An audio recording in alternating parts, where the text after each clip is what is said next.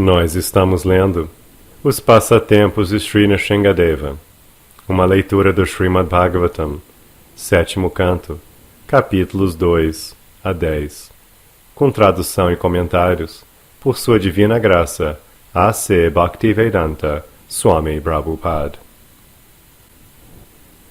Capítulo 2, segunda parte.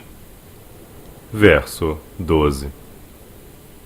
Imediatamente, ide a todos os lugares onde se dê proteção às vacas e aos brahmanas, e onde os Vedas sejam estudados, em termos dos princípios do Varnashrama. Ateai fogo a esses lugares e separai de suas raízes as árvores ali existentes, as quais são fonte de vida. Significado: a civilização humana adequada é indiretamente retratada aqui. Na civilização humana exemplar, é preciso existir uma classe de homens plenamente treinados, como brahmanas perfeitos. E também tem que haver kshatriyas para governar o país muito bem, de acordo com os preceitos chástricos. E tem que haver vaixas que possam proteger as vacas. A palavra Gavaha denota que as vacas devem receber proteção. Porque aboliram a civilização védica, as vacas não são protegidas, mas, ao contrário, são indiscriminadamente abatidas em matadouros. Esses atos tipificam os demônios.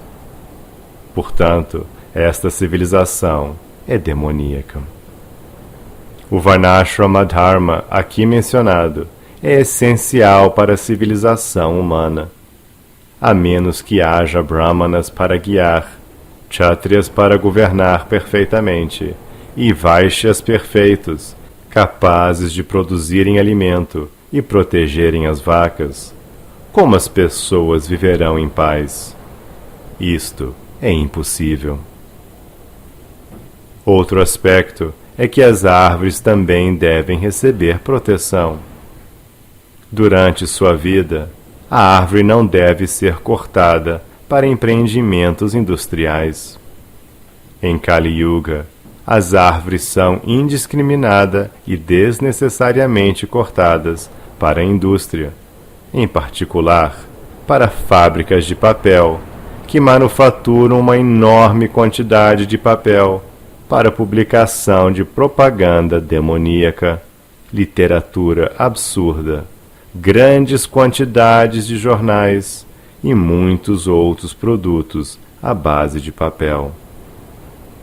Isto é sinal de uma civilização demoníaca. O corte de árvores é proibido, a menos que seja necessário para o serviço ao Senhor Vishnu.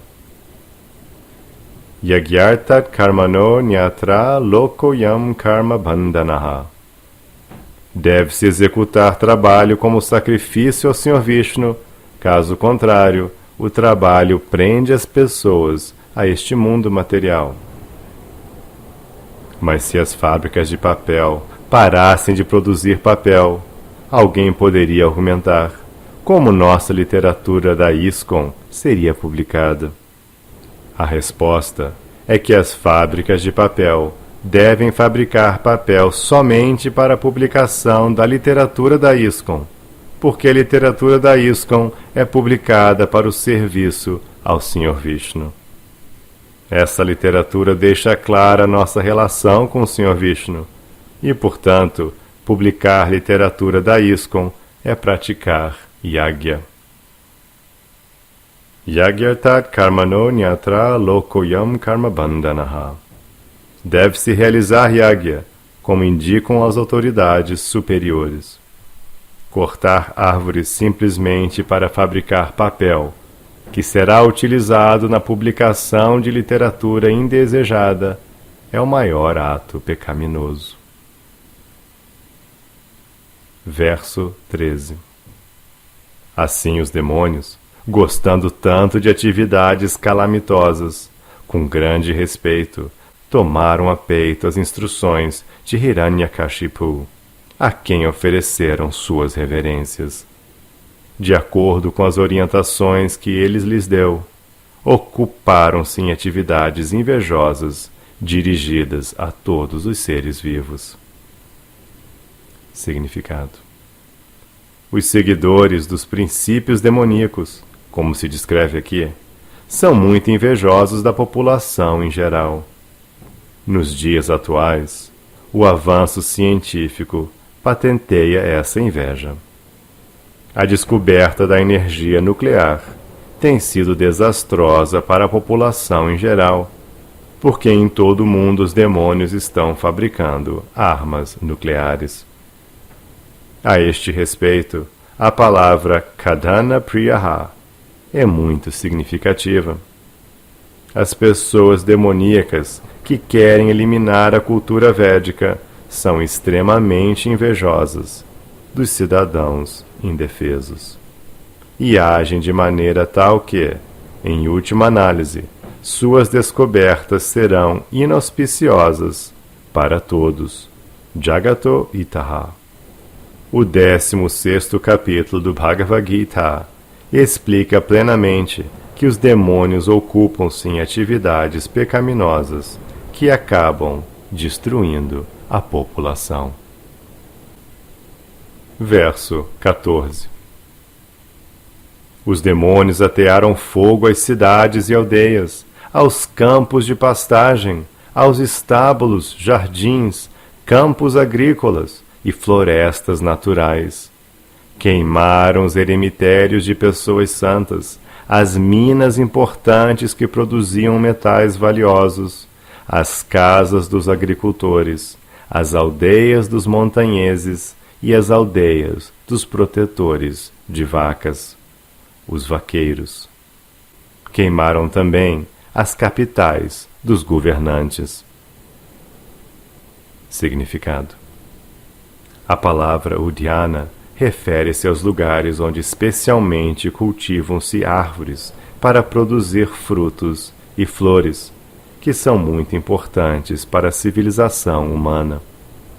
No Bhagavad Gita 9.26, Krishna diz: Patram puspam phalam toyam yo me bhaktya prayachati tadaham bhakti paritam ashnami prayatatmanaham.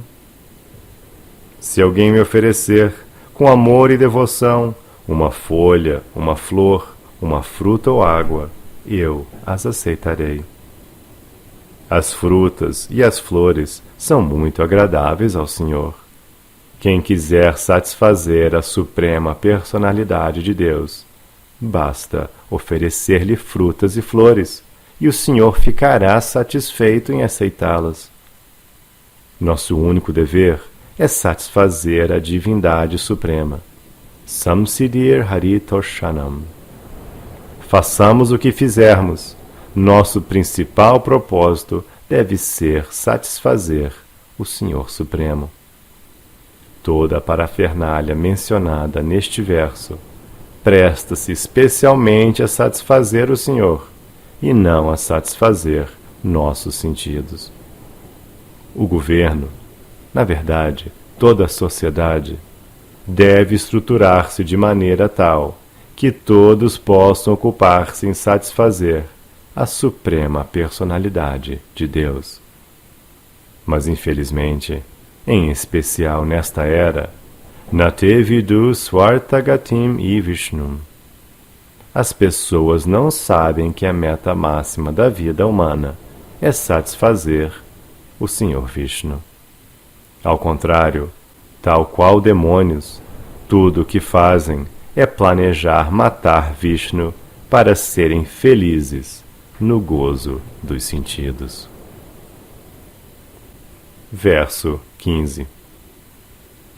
Alguns demônios pegaram de instrumentos de escavação e demoliram as pontes, os muros protetores e os portões, gopuras, das cidades. Outros muniram-se de machados e começaram a cortar as importantes árvores que produziam mangas, jacas e outras fontes de alimento. e mais outros demônios pegaram tochas e incendiaram as residências dos cidadãos. Significado: de um modo geral, proíbe-se que se cortem as árvores. Em particular, não se devem cortar as árvores que produzem bons frutos, úteis para a manutenção da sociedade humana. Em diferentes países, há diferentes espécies de árvores frutíferas. Na Índia, as mangueiras e jaqueiras são proeminentes, e em outros lugares existem mangueiras, jaqueiras, coqueiros e amoreiras. Em nenhuma hipótese devem-se cortar árvores que produzam bons frutos, úteis para a manutenção das pessoas. Este preceito é chástrico. Verso 16. Sendo então repetidas vezes perturbada pelas ocorrências desnaturais causadas pelos seguidores de Hiranyakashipu, toda a população teve que cessar suas atividades que eram apoiadas na cultura védica. Não recebendo os resultados do yagya, os semideuses também ficaram perturbados. Deixaram suas residências nos planetas celestiais e, invisíveis aos demônios, começaram a perlustrar o planeta Terra para observar os desastres. Significado: como se afirma no Bhagavad Gita, a prática de yagya traz boa fortuna, que em reciprocidade favorece tanto os seres humanos quanto os semideuses.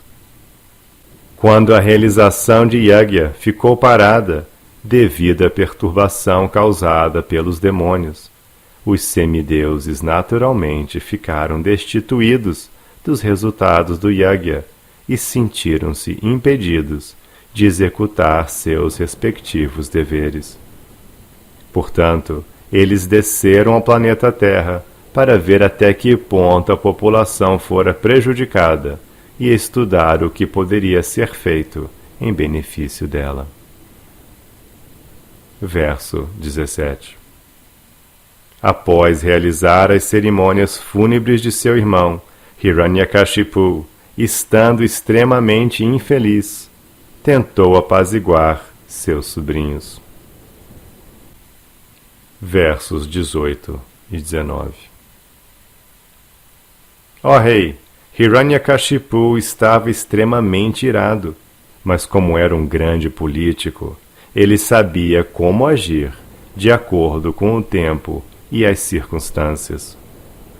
Com palavras doces, começou a apaziguar seus sobrinhos, cujos nomes eram Shakuni, Shambhara, Drishti, Bhuta Santapana, Vrika, Kalanaba, Mahanaba, Harishmashru e Utkacha.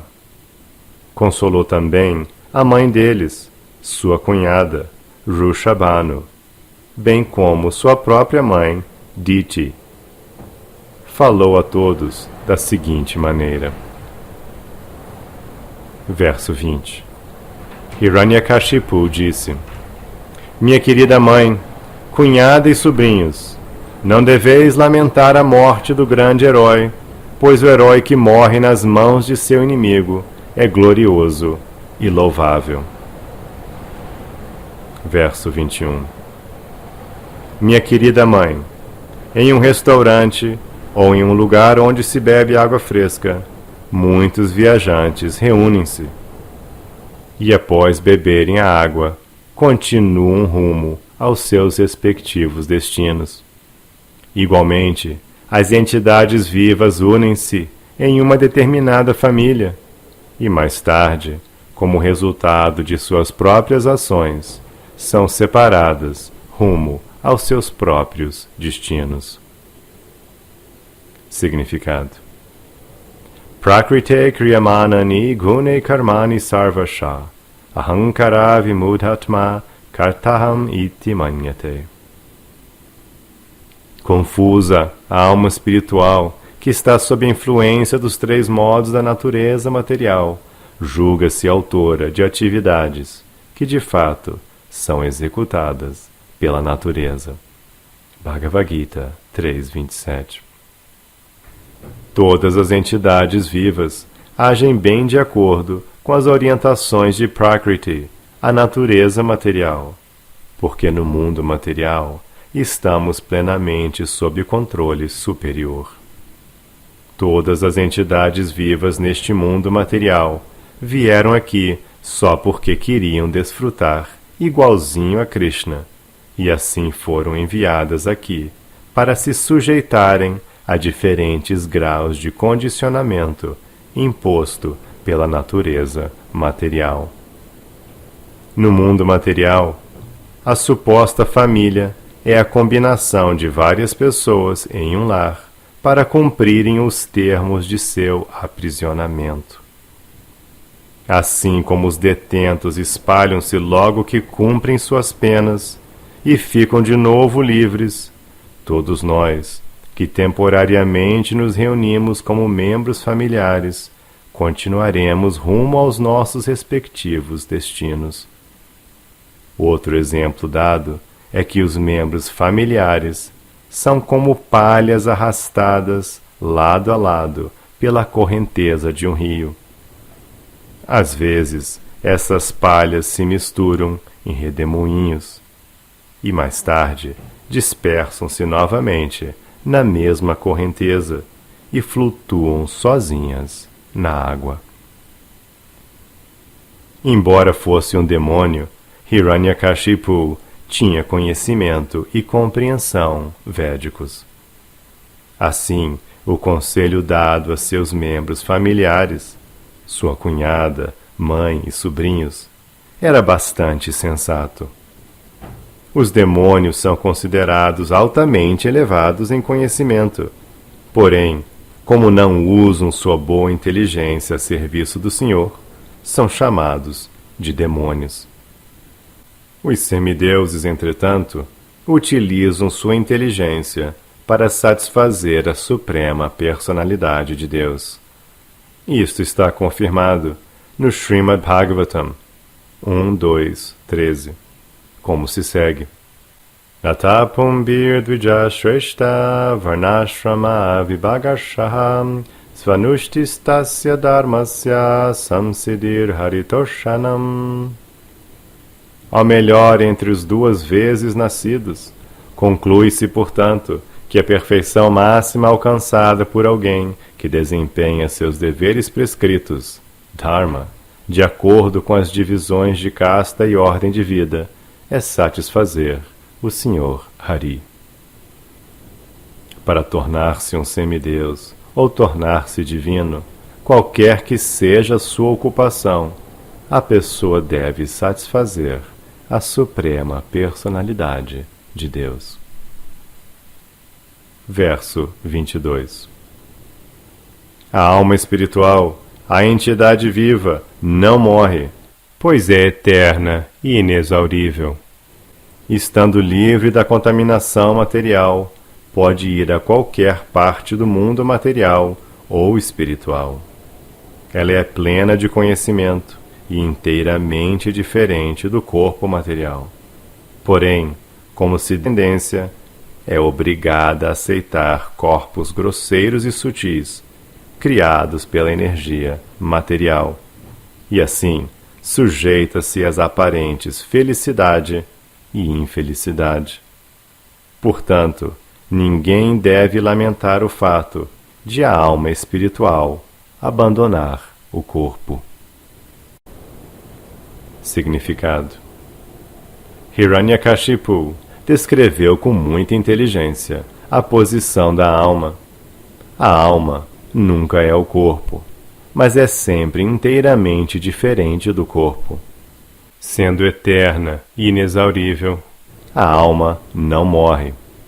Mas quando a mesma alma pura deseja viver independente só para desfrutar do mundo material, ela é sujeita às condições da natureza material e, portanto, tem que aceitar uma determinada espécie de corpo e experimentar as dores e prazeres a ele inerentes.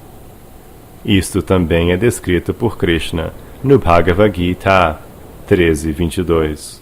Karanam guna sangosya sadasa yoni janmasu. A entidade viva nasce em diferentes famílias ou espécies de vida, porque está influenciada pelos modos da natureza material. Quando condicionada pela natureza material, a entidade viva tem que aceitar uma certa espécie de corpo, que lhe é oferecida pela natureza e sob a direção do Senhor Supremo.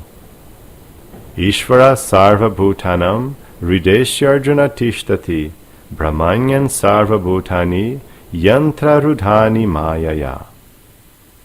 O Senhor Supremo está situado nos corações de todos, ó Arjuna, e orienta as andanças de todas as entidades vivas que estão sentadas numa espécie de máquina feita de energia material.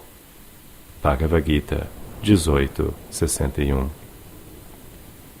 O corpo é exatamente como uma máquina, e de acordo com o seu karma, a entidade viva recebe uma determinada categoria de máquina para mover-se de um a outro lugar, sob o controle da natureza material. Isto continua até que ela se renda à suprema personalidade de Deus. Mam eva ye prapadyante mayam etam taranti te. Enquanto não se render, a alma condicionada será carregada de uma vida a outra pelo arranjo da natureza material. Verso 23. Devido aos movimentos da água, as árvores às margens de um rio, quando refletidas na água, parecem mover-se. Igualmente, quando os olhos se movem devido a algum distúrbio mental, a terra também parece mover-se. Significado: às vezes, devido a um desajuste mental, a terra parece mover-se. Um bêbado, por exemplo, ou uma pessoa com doença cardíaca, às vezes sente que a terra está se movendo. Igualmente, os reflexos das árvores em um rio corrente também parecem mover-se. Essas são ações de Maya. Na verdade, a entidade viva não se move, stanura chaloyam. A entidade viva não nasce nem morre, porém, devido aos transitórios corpos sutil e grosseiro, a entidade viva parece mover-se de um lugar a outro, ou parece estar morta e ter partido para sempre. Como disse o grande poeta Vaishnava Bengali, Jagadananda Pandita, Pishati Paileyena Mati Chanahaya, Maya Grasta Jivera Haya Sebhava Udhaya. De acordo com esta afirmação, encontrada no Prema Vivarta, ao ficar condicionada pela natureza material, a entidade viva é exatamente como uma pessoa possuída de fantasmas. Deve-se, portanto, entender a posição fixa da alma pessoal e como ela é arrastada pelas ondas da natureza material a diferentes corpos e a diferentes situações de lamentação e ansiedade. Alcança sucesso na vida quem entende a posição constitucional do seu eu e não se deixa perturbar pelas condições criadas pela natureza material. Prakrite kriyamanani gune karmani sarvashaha. Verso 24.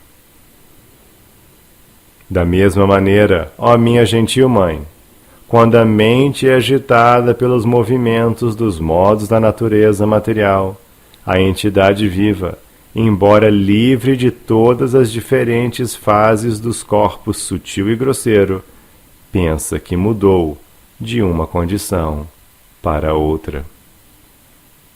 Significado.